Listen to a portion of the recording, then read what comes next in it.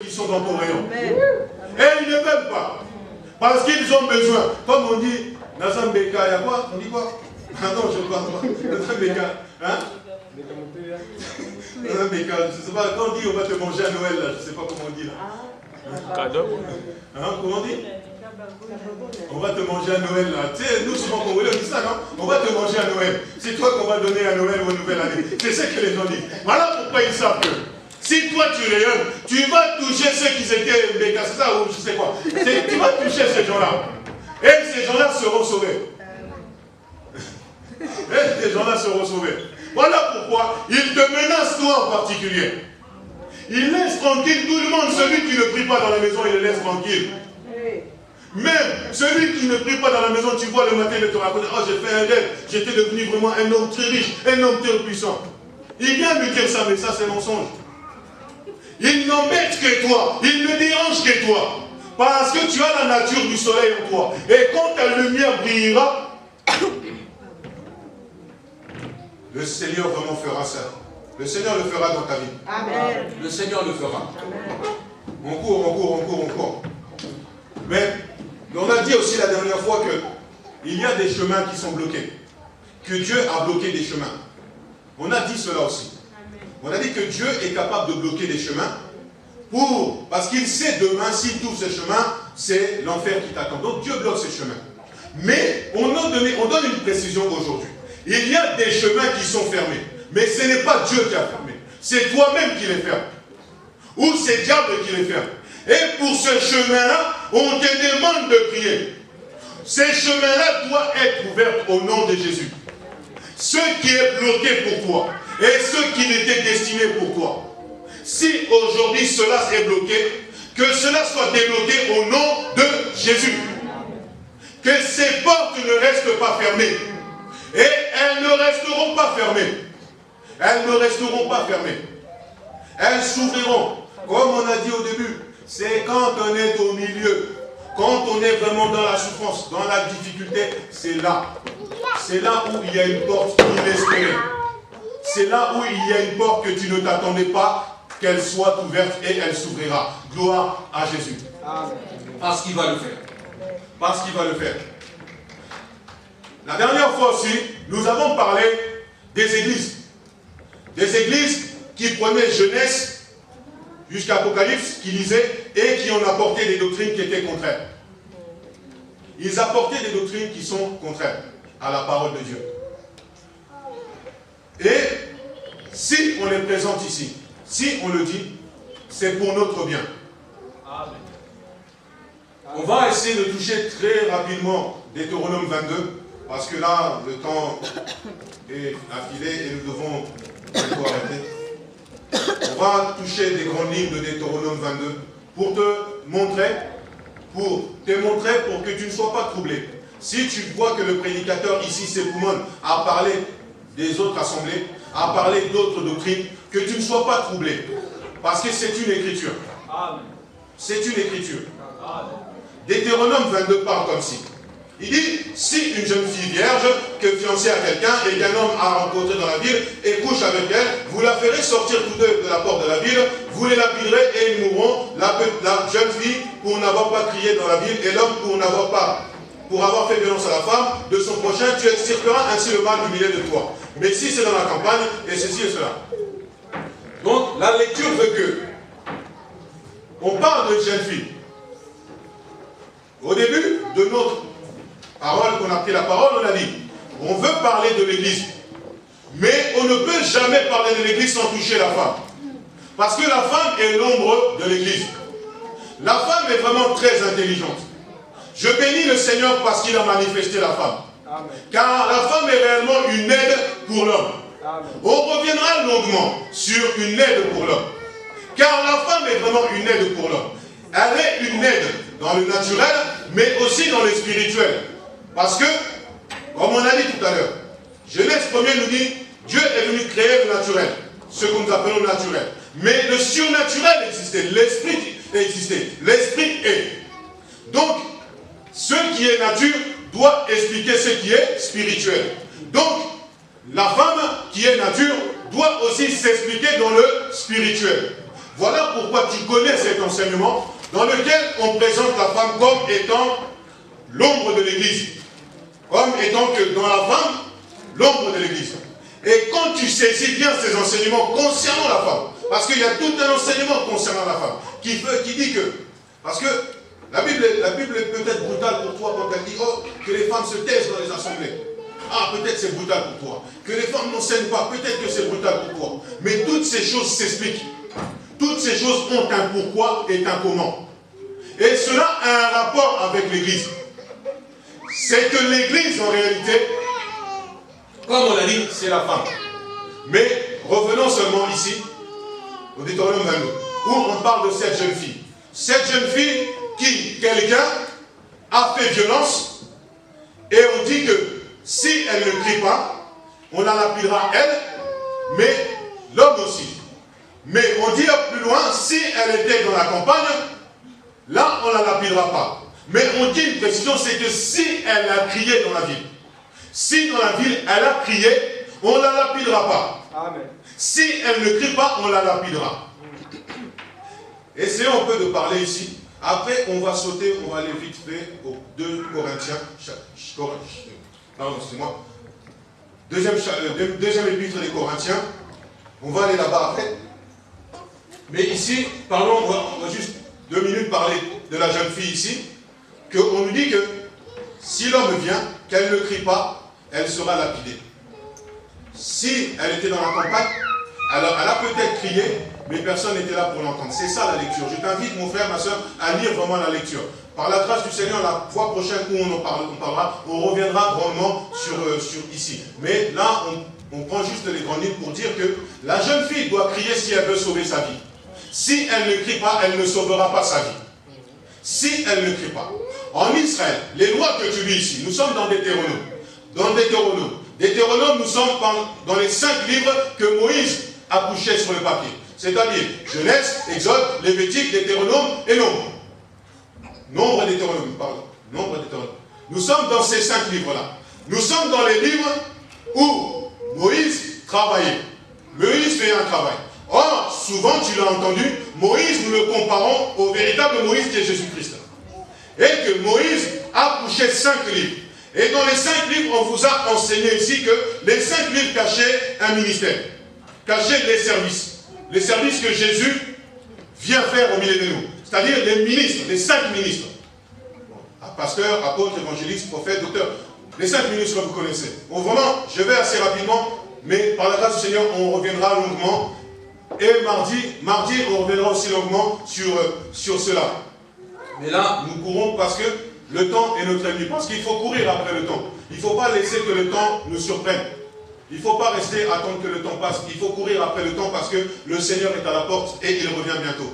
Et il a besoin de te trouver que tu sois assis, mon frère. Il n'a pas besoin de te trouver que tu sois dans la distraction, dans les choses qui sont poursuite du vent. Il n'a pas besoin de te trouver là-bas, il a besoin de te trouver dans la maison assis. Donc, la jeune fille doit crier. Tu liras avec moi Deutéronome 22, chapitre 22. Du premier verset jusqu'au dernier verset. Tu vas dire que c'est les lois que Dieu donne à Israël. À travers Moïse. C'est des lois. Des choses que Israël devait respecter. Si Israël voulait être en paix avec Dieu, il devait respecter ça. S'il ne respectait pas ça, il n'était pas en paix. Pour être en paix avec Dieu, il devait le respecter. Dans le pays dans lequel il devait rentrer, dans le Canaan, il devait respecter la chose. S'il ne restait pas, il ne respectait pas, il n'allait pas être en paix. Parce que Dieu savait, Israël devait pécher là où il va aller. Donc, Dieu a dit, quand tu commettras tel péché, je te donne aussi la manière de t'en sortir de ce péché. Gloire soit bénie. Jésus-Christ, les églises d'Apocalypse, il leur donne aussi les moyens de s'en sortir. Parce que là, il parle à Israël. Il parle à Israël en disant, les péchés qu'ils font, ils ont aussi une manière d'en sortir. Donc on dit à la femme qu'on a fait violence, si tu veux vivre, crie dans la ville. Il faut crier dans la ville. Or, on souligne bien, si elle est dans la ville, elle crie, on peut la sauver. Il y a quelqu'un qui pourra venir la sauver dans la ville. Mais aussi, dans la campagne, elle peut crier, mais peut-être qu'il n'y avait personne, donc on ne la lapidera pas, mais parce qu'elle était dans la campagne. Mais il n'y avait pas dans la campagne quelqu'un pour la sauver. Mais dans la ville, il y a des gens. Dans la ville, elle peut être sauvée. C'est ce que tu lis c'est ce que tu lis en 23, au 27, la jeune fille fiancée que cet homme a rencontrée dans les champs a pu crier sans qu'il y ait personne pour la sauver. Ça, c'est dans la campagne. Mais dans la ville, quand elle crie, il y a quelqu'un qui peut la sauver. Mais quand elle est dans la campagne, elle peut crier, mais peut-être qu'il n'y aura personne. Mais la jeune fille doit crier. Elle doit crier. Elle doit crier pour que quelqu'un vienne. Amen. Si elle ne crie pas, elle mourra. Amen. Elle doit mourir. On précise quelque chose. On dit que la jeune fille. On dit la jeune fille. On parle de la jeune fille. Dans la vie d'une femme, mon frère, ma soeur, il y a des étapes très importantes. Il y a des étapes très importantes que la Bible souligne. Il y a celle qu'on appelle la jeune fille. Il y a celle qu'on appelle la jeune femme. Et il y a celle qu'on appelle la femme. Et ces trois étapes-là, devant le Seigneur, sont très importantes. Parce que remarque avec moi dans la lecture, la jeune fille, c'est celle qu'on fiancie. La jeune fille, la jeune femme, c'est celle qu'on a fiancée. La femme, c'est celle qui est dans la maison, celle qui porte les enfants. Elle, on l'appelle la femme. C'est très important. Très, très important, mon frère, ma soeur. C'est très, très important de considérer vraiment ces choses. De considérer vraiment que il y a ces étapes-là. Et on donne une précision ici. Qu'on va revenir longuement. J'ai dit qu'il y a trois étapes. Il y a une étape, celle de la jeune femme. Quand elle est jeune femme, et que l'homme vient la prendre pour passer à l'étape du mariage. Il y a ici quelque chose, on parle de très important. Deutéronome 22. On va revenir longuement, mes frères et sœurs, car cela est instruction pour nous, l'Église. Deutéronome 22 parle des signes de la virginité. Elle parle de ça ici. Elle parle que la jeune femme, on doit trouver les signes de la virginité. Et que ces signes doivent être vus. Doivent être vus. Et s'ils ne sont pas vus, elle doit mourir. Elle doit être lapidée. C'est très important. Retenons les étapes, les trois étapes qu'on a citées. La jeune fille, la jeune femme et la femme. Retenons cela. Retenons que la jeune femme, elle, quand l'homme vient pour l'amener à la maison, on doit trouver les signes de la virginité en elle. On doit le trouver. Donc, ce qu'on voulait dire, c'est que la fille doit crier. Tu remarqueras ici que c'est l'homme qui fait violence à la femme. Ce n'est pas la femme qui fait violence à l'homme. C'est l'homme qui vient pour faire violence. Lis bien avec moi. C'est l'homme qui vient faire violence. Ce n'est pas la femme. C'est très important aussi. C'est vraiment très important. C'est des choses que nous devons vraiment maîtriser. Nous sautons et nous reviendrons longuement par la grâce du Seigneur dans les prochains jours, dans les prochains mois, dans les prochaines, qui, même serviteurs qui sont en ces lieux ou d'autres que Dieu est en train de former en ce moment, parce que Dieu forme aussi des serviteurs en ces lieux en ce moment, quitte à eux, peut-être qu'ils viendront nous développer, parce que mon souci, notre souci, ce n'est pas moi, ni ceux qui prêchent en ces lieux, que eux disent toutes choses. Ce n'est pas ça le souci. Le souci, c'est que même nous soyons enseignés. Parce que l'homme des dieux ne croit pas, le serviteur de Dieu, il n'a pas besoin d'être enseigné. Il a aussi besoin de s'asseoir encore. Il faut qu'il s'assoie encore et il écoute. Parce que nul homme a le tout des dieux en lui là. Nous tous, nous devons apprendre. Nous devons apprendre. Voilà pourquoi moi qui me présente là avec vous. C'est pas parce que je suis là que je n'écoute plus mes aînés. Je suis à leurs pieds, frère. Je suis là, mon frère. Pour me tenir en ces lieux, je suis là, ils savent. Et je suis là avec crainte et tremblement, mon frère. Je suis là avec crainte et tremblement. Parce que je sais qu'ils écoutent. Je sais qu'ils entendent. Parce que dans la maison, tout m'est permis. Mais la femme, on ne doit pas la toucher. Amen. Amen. Gloire à Jésus pour cela. Amen. Gloire à Jésus pour cela. Amen. Tout est permis. Mais à la femme, on ne la touche pas. Le Seigneur parviendra à nous démontrer ces choses. Amen. On est à 2 Corinthiens chapitre 11 et on s'arrête là. Chapitre 11, versets 1 à 4. Oh, si vous pouviez supporter de ma part un peu les feuilles. 2 Corinthiens chapitre 11, versets 1 à 4. Oh, si vous pouviez supporter de ma part un peu de folie, mais vous me supporterez. Car je suis jaloux à votre sujet d'une jalousie des dieux. Parce que je vous ai fiancé à un seul époux. pour vous présenter au Christ comme une vierge pure. Toutefois, de même que le serpent séduisit Ève par sa ruse, je crains que vos pensées ne se corrompent et ne s'écartent de la simplicité et de la pureté à l'égard de Christ. Car si le premier venu, vous prêche un autre Jésus que celui que nous avons prêché, ou si vous recevez un autre esprit que celui que vous avez reçu, ou un autre évangile que celui que vous avez accueilli, vous le supporterez fort bien. Amen. Que les seigneurs nous instruisent. Prenons ces deux versets, Deutéronome 22 et 2 Corinthiens 11. Voilà ce qui est notre devoir. Nous irons à la maison. Nous rentrons à la maison. Nous allons rentrer. Que Dieu soit béni parce que tu as un toit. Tu as une maison, tu as un endroit où tu vas partir, tu vas rentrer cette nuit. Que Dieu bénisse pour cela. Parce qu'il y en a beaucoup qui n'en ont pas. Il y en a qui manquent de toi, mais toi tu as. Contente-toi de ça. Vous savez, j'aime regarder une bouteille d'eau. J'aime regarder la bouteille d'eau comme elle est. Parce que cela m'inspire beaucoup de choses quand je regarde la bouteille. Elle m'inspire beaucoup de choses. On peut détailler la bouteille. Elle est en plastique. Il y a l'eau à l'intérieur, il y a un bouchon. Et le plus important, c'est qu'il y a un fond. Il y a un fond. Il y a l'entrée là, mais il y a un fond. Et cela m'inspire beaucoup de choses quand je la regarde comme ça. Et cela m'inspire que il faut qu'on ait un fond. Il faut avoir un fond. Celui qui n'a pas de fond, mon frère, ma soeur, c'est celui qu'on ne fait que donner à toi. Amen. Amen. C'est celui-là, mon frère, ma soeur. Il faut être comparable à cette bouteille, avoir un fond. Amen. Avoir là, les oreilles pour écouter, mais aussi il faut avoir un fond. Comme ça, voilà. Et le plastique là pour garder. Si tu n'es pas consulté comme ça, mon frère, ma soeur, prends quelque chose là, va jeter à la mer. Va te jeter à la mer, frère. Il faut être comme ça. Il faut vraiment être comme ça, mon frère, ma soeur. Il faut avoir un fond. Amen. Parce que les gens de ce monde n'ont pas de fond. Ils sont insatiables. Tous les jours, ils doivent faire, ils doivent faire. Tous les jours, ils doivent avoir. Tous les jours. Mais toi, il faut que tu aies un fond. Il faut que tu aies un fond. Il faut que tu aies l'ouverture pour écouter, mais il faut que tu aies un fond. Et il faut que tu aies le corps pour garder. Comprends ces trois éléments. Comprends ces éléments, mon frère, ma soeur. Cela est très utile pour notre marche. Cela est très utile. Cela est très, très utile. Parce que les gens sans fond, c'est des gens sans fin. C'est des gens, même la mort, même à la mort, ils voudront toujours avoir. Même à la mort. Il y a un homme qui s'appelle Warren Buffett, il a presque 100 ans. Il est milliardaire, multimilliardaire. Mais son souci à cet homme encore aujourd'hui, c'est de continuer à en gagner encore plus. Il n'a pas de fond. Il n'a pas de fond, mon frère. Amen. Mais toi, aie un fond. Aie un fond. Ce que Dieu t'a donné, c'est suffisant, mon frère. Amen. Tu as un toit, bénis Dieu. Tu as ta femme à la maison, bénis Dieu.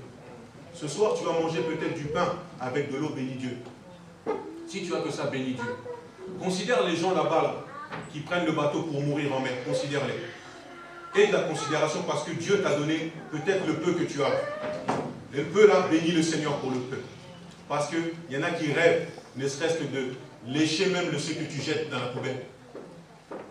Mais aie un fond, mon frère, ma soeur. Le suffisant. Et le Dieu t'a donné le suffisant. Amen. Il va rajouter. Il rajoutera. Mais ce qu'il t'a donné, ne force pas. Ne force pas, mon frère. Donc le devoir, lisons chez nous à la maison, Deutéronome 22 et 2 Corinthiens chapitre 11. Lisons tout entier le Deutéronome 22 et que le Saint-Esprit vienne inspirer au cœur de chacun.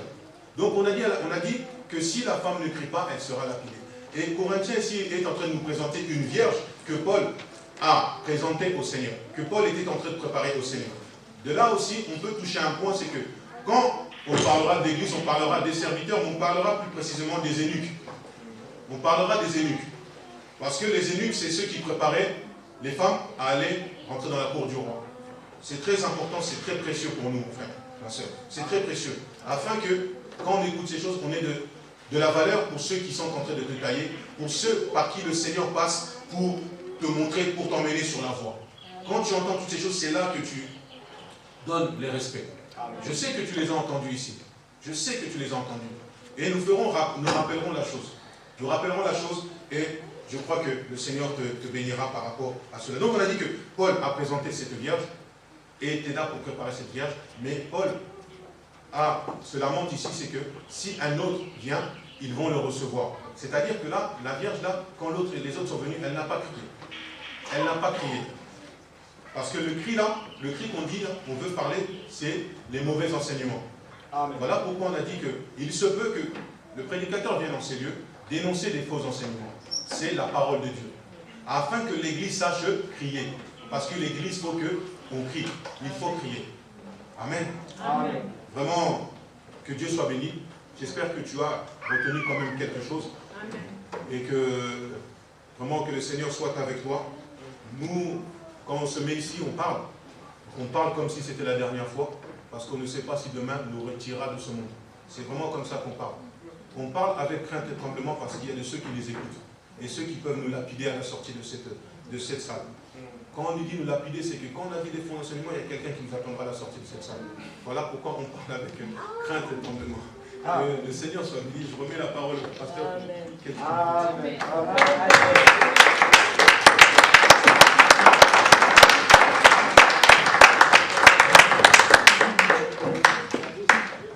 Amen. Amen. Ce que ceux qui ont les yeux pour voir, voient. Moi, j'ai vu des choses ici. Amen. Moi, j'ai vu des choses. J'ai vu que le Seigneur est bon. Amen. Que Dieu ne nous laisse pas. Il est en train de travailler au milieu de nous. Amen. Amen. Vous savez, quand je vois le frère Junior enseigner, j'ai des larmes aux yeux.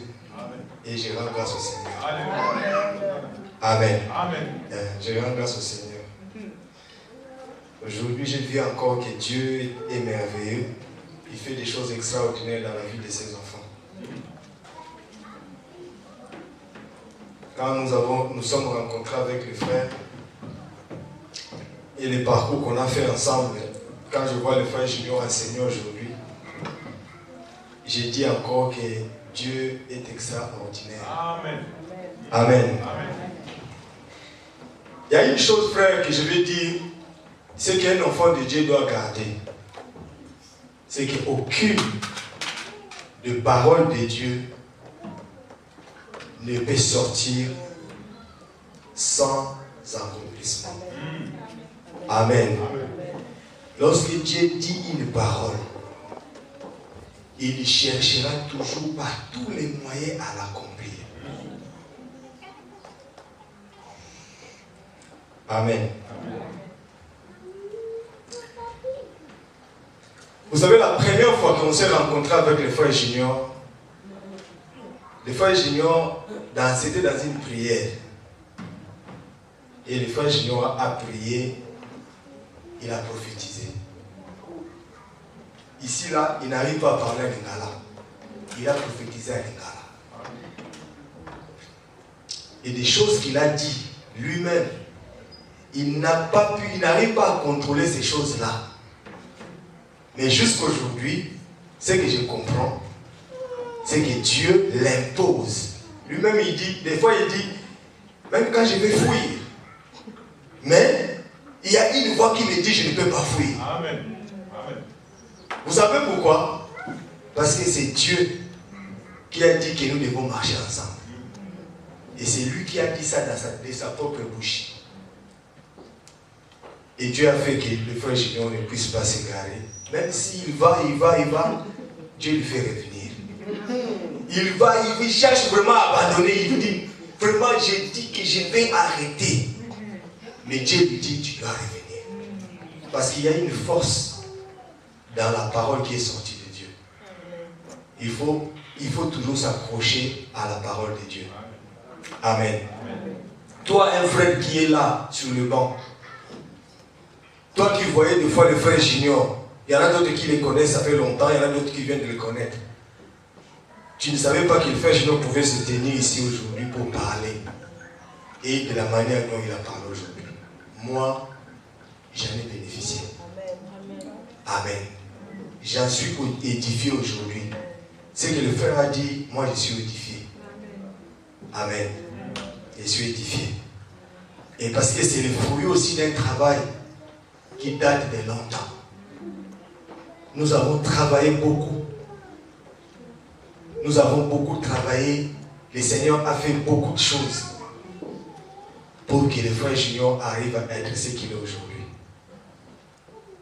Il y en a d'autres, quand ils voient le frère comme ça, ils disent, ah, frère, il peut avoir quel âge? C'est un jeune.